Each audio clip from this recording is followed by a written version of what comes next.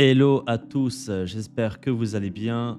Aujourd'hui, on va regarder comment gagner une partie contre un adversaire de 250 Elo. Prenez votre boisson préférée et mettez-vous à l'aise. C'est parti. Alors, aujourd'hui, on a les noirs, à la différence de la première partie qui était jouée avec les blancs. J'ai affiché au-dessus de moi les 4 conseils, je les rappelle rapidement. Le premier, prendre le centre. 2, développer ses pièces. Le troisième, mettre le roi à l'abri. Et le quatrième, la méthode échec, prise, menace, EPM, qu'on verra pendant la partie. Donc, c'est au tour des blancs de jouer. Et les blancs prennent le centre. Ils ne jouent D4. Alors, plein de solutions et de possibilités s'offrent à nous. On peut jouer D5, on peut jouer E6. J'ai envie de faire D5, coup très simple. On pourrait aussi faire un coup un peu plus moderne, comme on avait dit dans la première partie, avec par exemple le cavalier F6 ou alors cavalier C6, pourquoi pas. Mais j'ai envie de faire simple, j'ai envie de jouer pion D5. Et je vais voir ce que propose mon adversaire. Ok, mon adversaire qui me joue un Queen's Gambit, un gambit dame. Je n'ai pas envie de prendre. On sait que si on prend, il récupère son pion, il nous fait échec, et ensuite il récupère le pion qu'on a pris. Je vais jouer tout simplement E6. Je vais consolider ce pion, il est défendu une seule fois. On va le protéger une deuxième fois. C'est jamais mauvais. Il développe son cavalier. Pour l'instant, il respecte nos règles. Hein. Il a pris le centre. Il développe une pièce. Bon, il fait l'étape 2. On va voir s'il met son roi à l'abri, etc. J'ai envie de continuer de développer.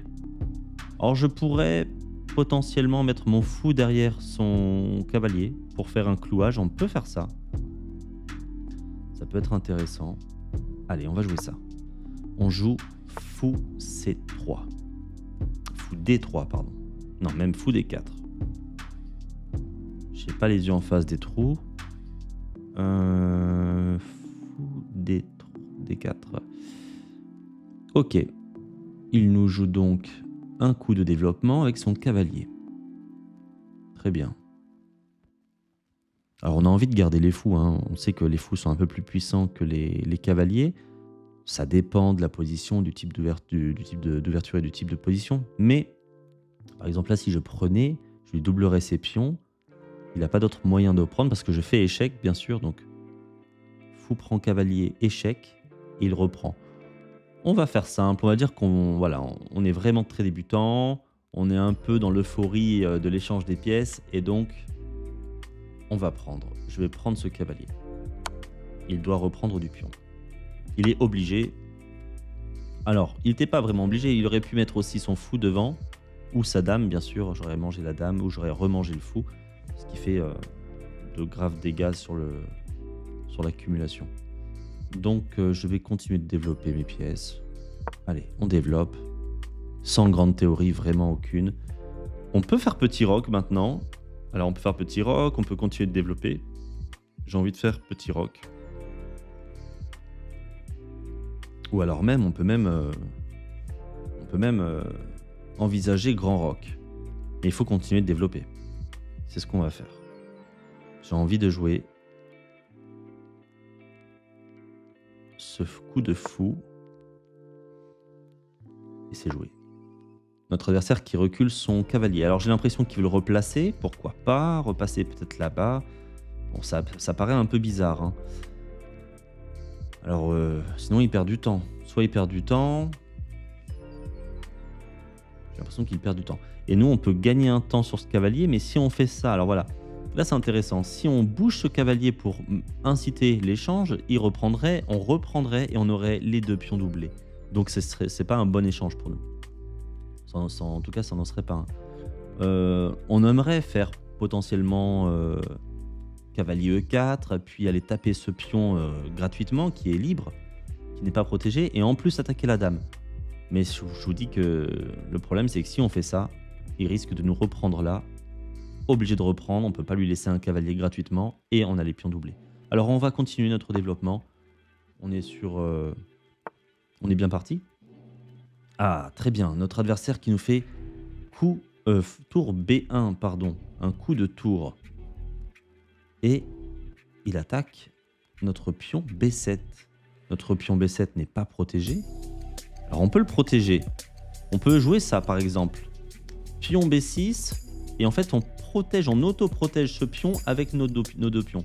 On peut jouer également, il faut le voir, mais on peut jouer également cavalier A5. Cavalier A5. Bon, on met le cavalier sur le bord, on n'est pas fan. On attaque ce pion. Le cavalier peut reprendre. Si on reprend aussi à notre tour.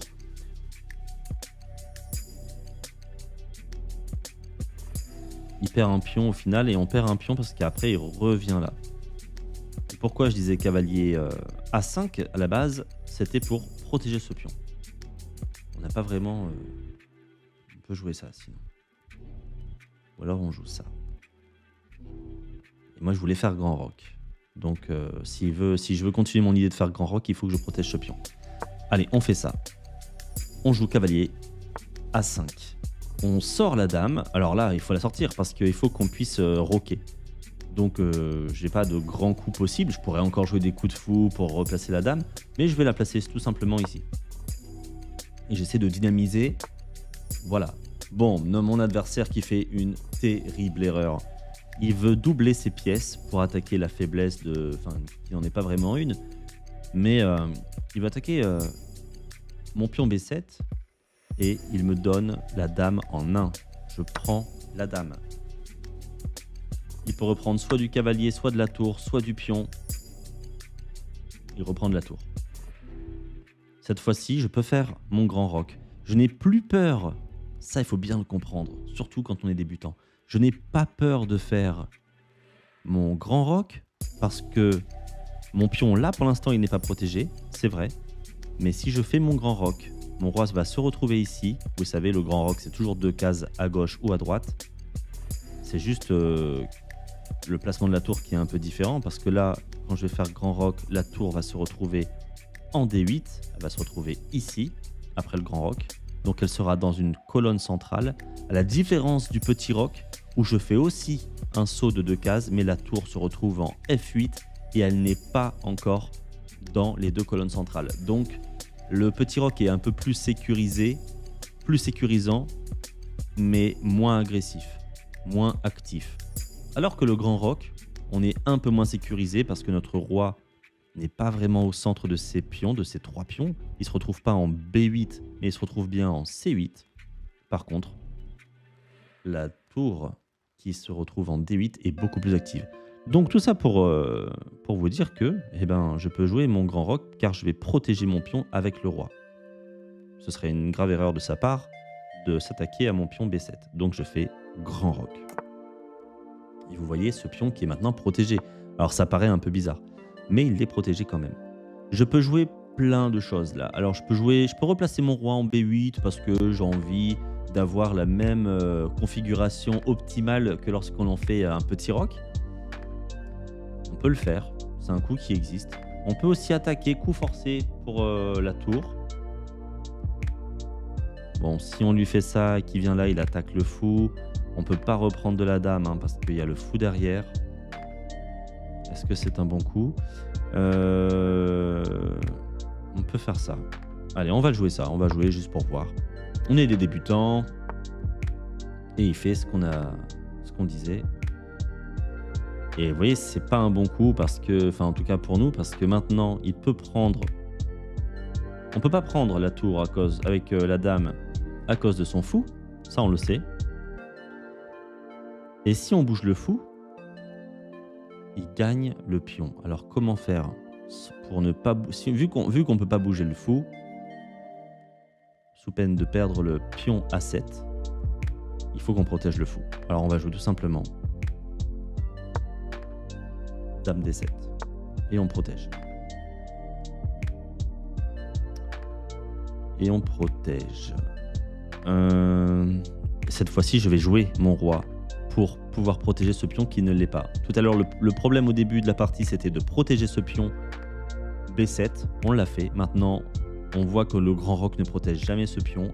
Juste en jouant un coup de roi B8, on protégera ce pion et on va pouvoir replacer ce fou. Alors notre adversaire qui joue des coups de roi, je ne sais pas pourquoi, il aurait pu faire fou puis grand roc, il a bougé sa tour. C'est très étrange. On va replacer notre fou. On pourrait même... Ouais, non, on pourrait jouer ça, j'allais dire, mais non. On va le replacer tranquillement. Voilà, on le replace. De retour à la maison. Et il nous joue un coup de tour A5. Il ne peut pas prendre, ici. C'est protégé par le roi. Il ne peut pas prendre ce pion, c'est protégé par le pion, le cavalier, la dame, le fou, la tour. Il y a beaucoup de pièces. On a 1, 2, 3, 4, 5 pièces qui protègent ce petit pion. On peut forcer un coup. Allez, on va faire ça. On va attaquer la tour. On joue un pion du roc. Ok. Alors maintenant, j'ai envie de me concentrer sur une attaque éventuelle de son côté,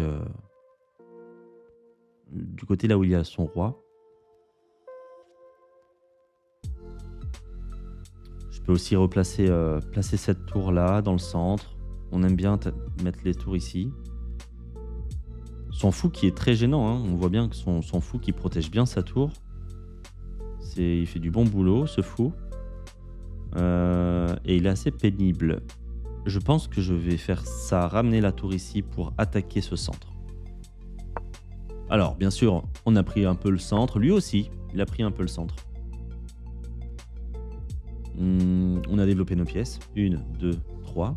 Tout est sorti. Les tours sont liées. On a placé notre roi à l'abri. On a fait notre appliqué notre conseil numéro 3.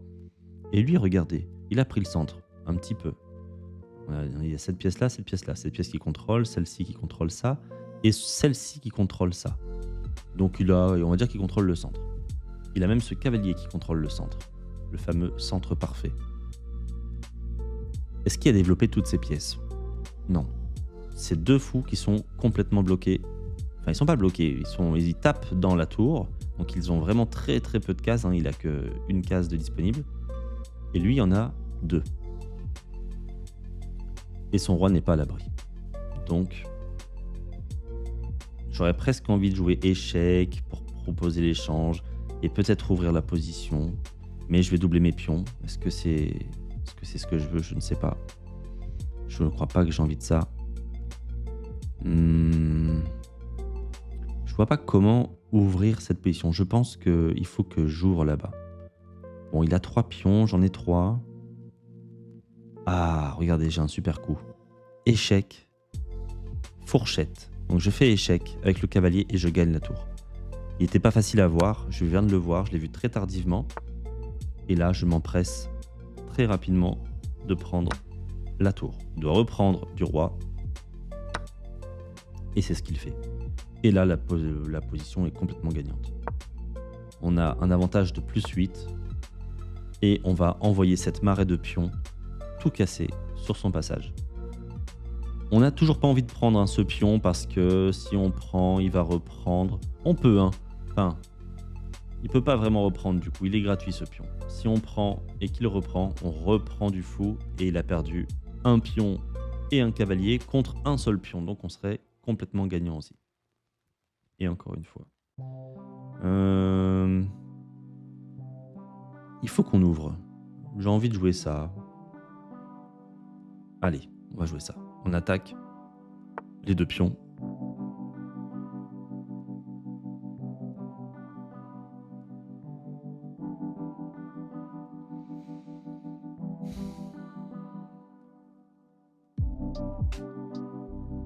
Et là, j'ai envie d'ouvrir là-bas.